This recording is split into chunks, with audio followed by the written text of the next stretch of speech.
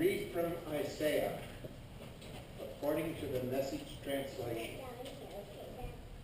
God says, "Hey there, all who are thirsty, come to the water. Are you penniless? Come anyway. Buy and eat. Come, buy your drink, buy wine and milk. Buy without money. Everything's free. Why do you spend your money on junk food, your hard-earned cash on cotton candy? Listen to me. Listen well. Eat only the best. Fill yourself with only the finest. Pay attention. Come close now. Listen carefully to my life-giving, life-nourishing words. I'm making a lasting covenant commitment with you, the same that I made with David. Sure, solid, enduring love. I set him up as a witness to the nations, and now I'm doing it to you. You'll summon the nations you've never heard of, and nations who've never heard of you will come running to you because of me, your God, because the Holy One of Israel has honored you.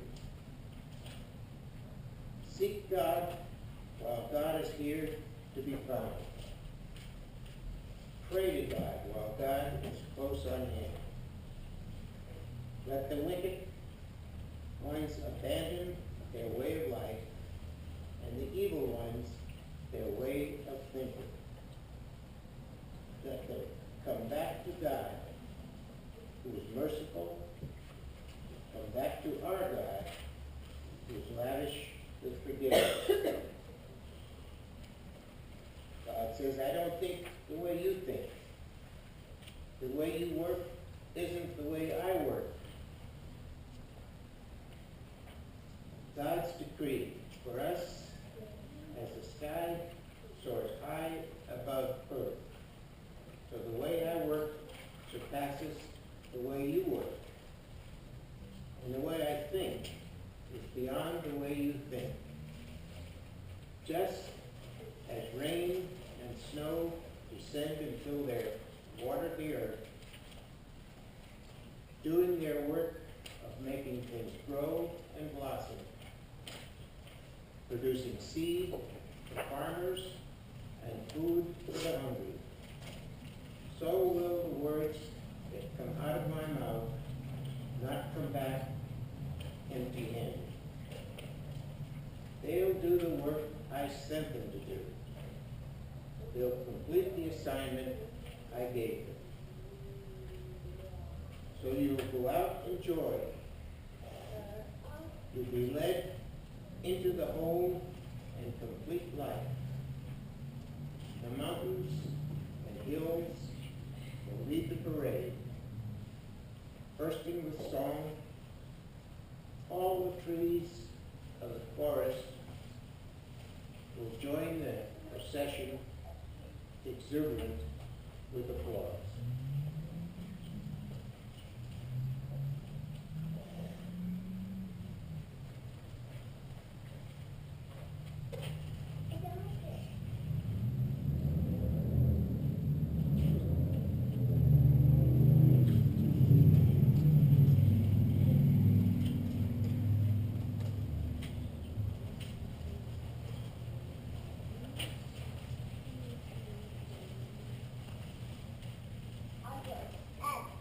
Let us pray. What a marvel are your works, O God. What a marvel that you care about us all. You created all things by the power of your word, and you renew the earth by your spirit. Give us what we need to make us whole, so that we may do wonderful things to bless others. Through your Son, Jesus Christ, who loves us with a love greater than life itself. Amen.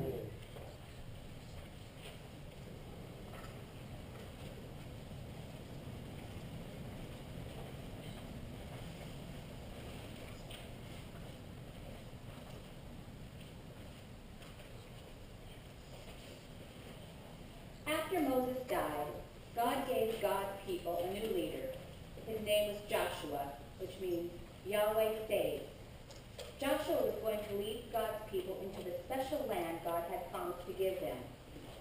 By this time, God's people had been wandering around in that baking desert for 40 years. So you can imagine how sick they were of Sand, sand, sand, endless sand. And anything yellow, yellow, yellow. and tents And walking and walking and walking. And being hot. and how happy they were to reach the edge of the desert and to see their beautiful new home right there in front of them. Oh, cool. And green.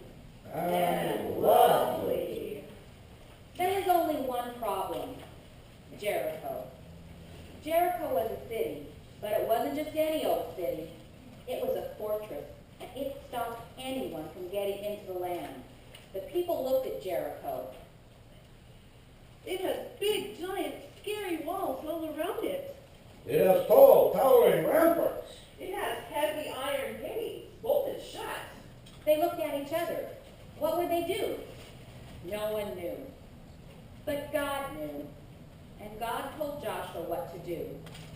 But Joshua must have looked surprised, because it was a very odd battle plan indeed, as we'll soon find out. Then God made a promise to God's people. I will always be with you, and I will never, ever leave you.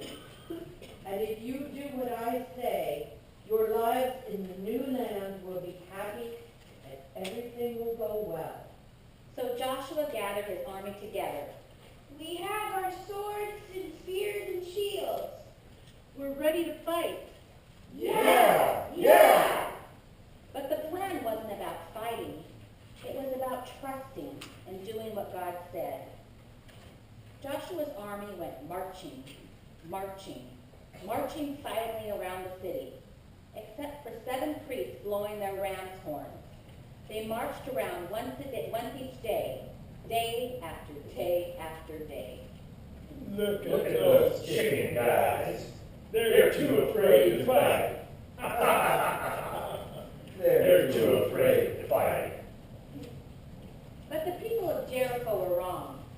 God's people were a little scared, but mostly they were waiting for God to tell them what to do next. On the 7th day, God told the people to march around the city, not once, but to go around 7 times. The 7 priests blew their ram horns each time around, and on the 7th time, God told everyone to shout and to make as much noise as they could. Has anyone ever told you to make as much noise as you possibly can? Well, imagine that noise, and 39,999 other people making that noise too. Well, you get the idea. Ear splitting. And as it turned out, stone splitting too, because the huge stone walls of Jericho just crumbled to the ground, as if they were made of sand. Jericho vanished in a great cloud of dust. So it was that God's people entered their new home, and they didn't have to fight to get in. They only had to walk. Then Joshua said to the people, God has brought us safely here. Now will you do what God says? We promise. Only God can make our hearts happy. So don't pray to pretend gods. No, we won't. Never, Never. I'm afraid they didn't keep their promise.